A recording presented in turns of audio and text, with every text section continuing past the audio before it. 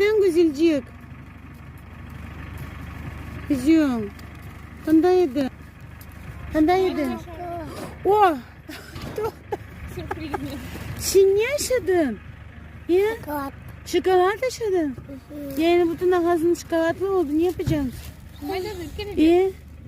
Yok gelmesin diyor kızım. Biz sileceğimiz diyor şimdi. Çok. Çok aşağıda senin Niye şokolatlı. kapatlıyım ben de? Sen onun şokolatını yaşadın. İyi. Çok şokolatını yaşadın kızım. Yok, sigaranın başladı kaçırmak. Öyle. Senin şokolatını yaşadın. Tırnama kızım. Aşağıda senin şokolatını kızım öyle. Şimdi karanlık aşağısın bir şey olmaz karanlık.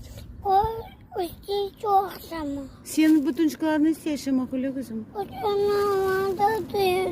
Ben onu aldım. O bir giyenle, çilede bir giyenledi. Sen verdin bakşar mı uçkaya? Çilede bir giyenledi. İyi oldu ya olsun.